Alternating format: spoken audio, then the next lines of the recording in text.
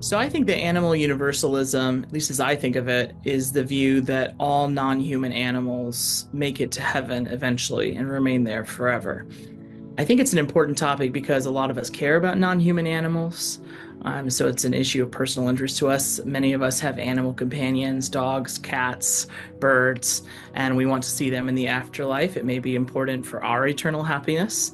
But in addition to that, I think there's also an issue of justice, which is that non-human animals matter. They matter just as much as human animals do, or at least they don't matter less because they're non-human.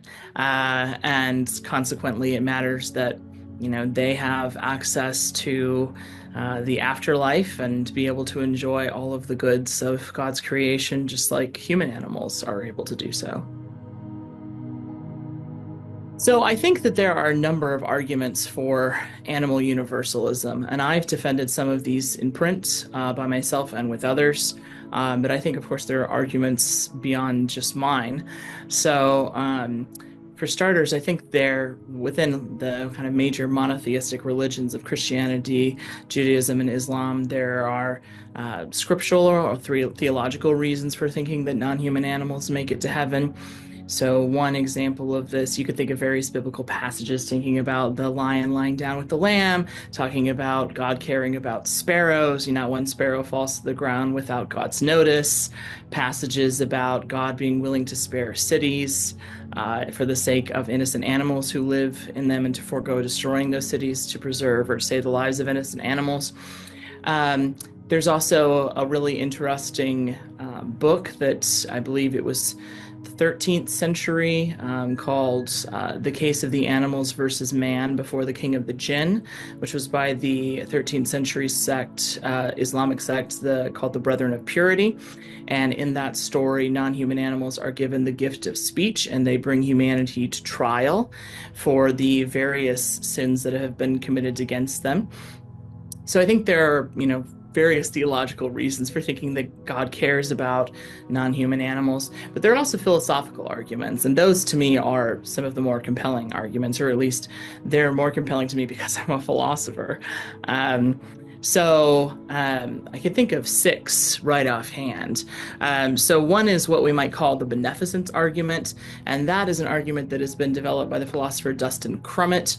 So Dustin Crummett essentially argues that agents that we all have a moral obligation to benefit people, to make them better off, if we can do so without any kind of, unless there's some good reason not to do so, then we have an obligation to benefit others. God has a good reason to benefit non-human animals, namely God loves animals, animals matter. God does not have a good reason not to bring animals to heaven. And so that's good reason to think that God will bring non-human animals to heaven and will do so with all of them. There also are other kinds of arguments. So I've defended a harm avoidance argument with my co-authors, Sean Grave and Tyler M. John.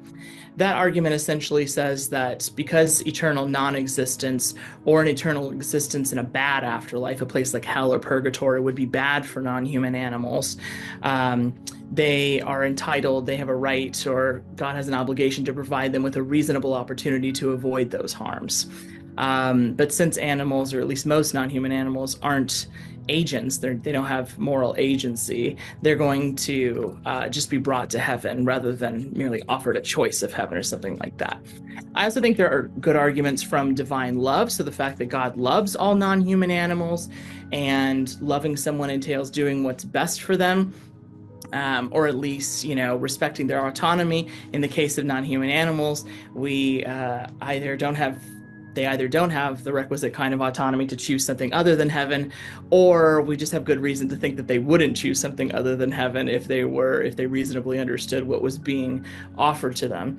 And so God has an obligation to do what's best interest and consistent with their autonomy, and that's to bring them to heaven. So, and the other kind of argument was one I mentioned or alluded to earlier when I said that for some of us who care deeply about non-human animals, our eternal happiness, it seems like it's not going to happen. We're not going to be completely fulfilled unless certain non-human animals are there, or maybe even all non-human animals are present. So that's an existing reason for thinking that if God is going to ensure our eternal happiness or the eternal happiness of any particular person, then there will be at least some or maybe all non-human animals that are there in the afterlife. So I think there are two things to say about earthworms and mosquitoes. The first one is a bit of a joke by C.S. Lewis, who said that a heaven for mosquitoes and a hell for humans could very conveniently be combined.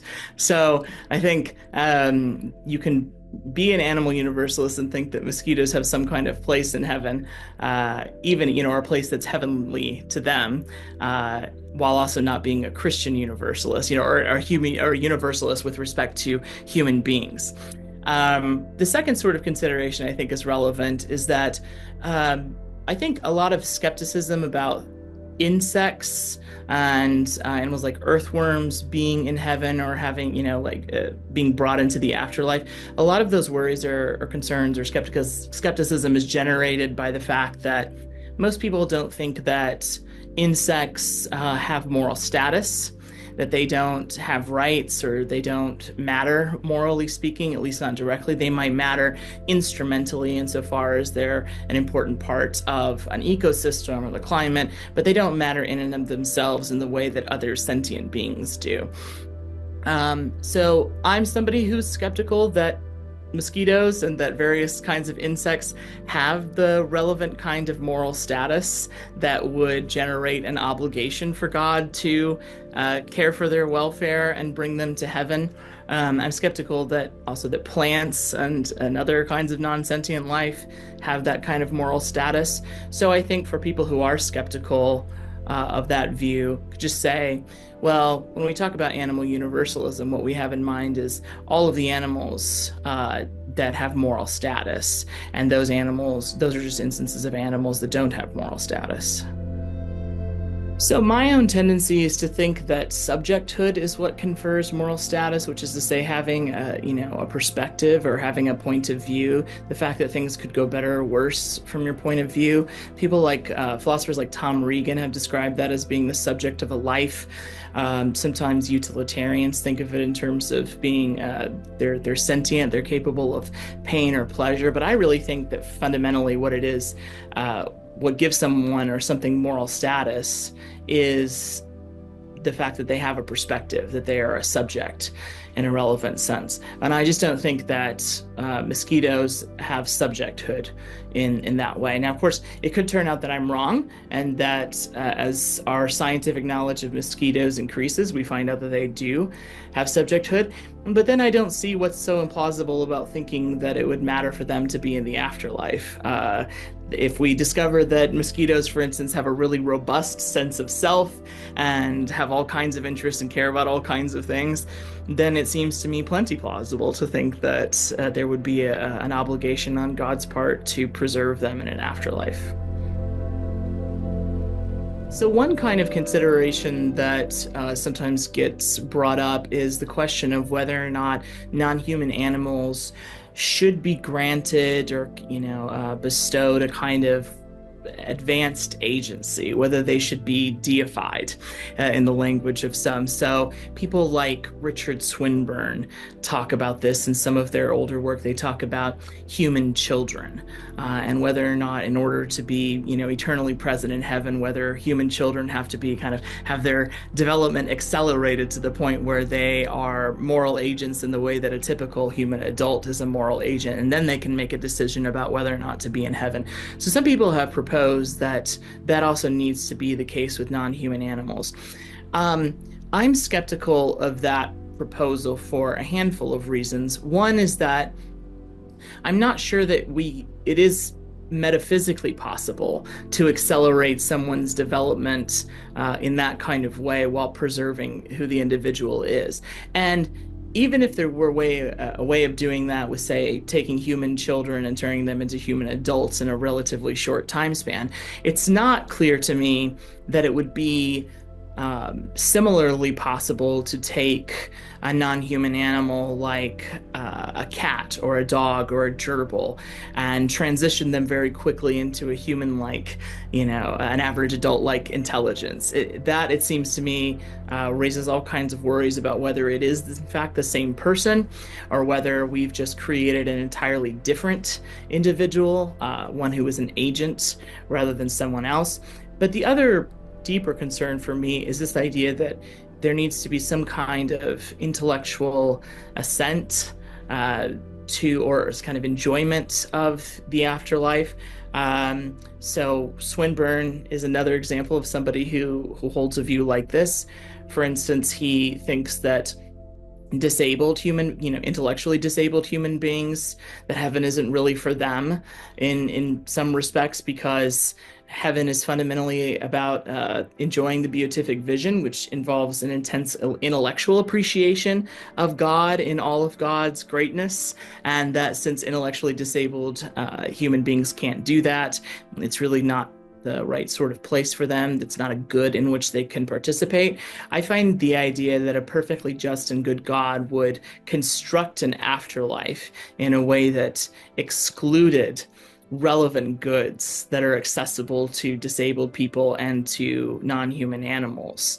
I find that bewildering. I don't think that's at all a plausible view of God. It seems to me that heaven would be a maximally inclusive and accessible space for everyone who has interests. And that may mean that there are different parts of heaven where different people can enjoy different things. Maybe there's a dog heaven where dogs can run about and be with, humans that they really enjoy and chase balls and so on and so forth. And maybe there's a different area of heaven where people can, the kind of philosopher's heaven where we can have an intellectual appreciation of God's goodness. But it seems to me that all of the relevant kinds of goods are going to need to be part of heaven. There is a kind of anthropocentric bias, a bias towards thinking about human beings, which is, I don't mean to suggest that that's entirely unfair. I mean, for humans to be concerned about humans, I think is a fine thing to be concerned about. I am a human, so of course I care about what happens to humans in the afterlife. The vast majority of individuals I care about are humans. Not all of them, but the vast majority of them. So naturally, I care about various bits of speculative theology about what happens in the afterlife, whether there is an afterlife, who's in it, what it's like for them.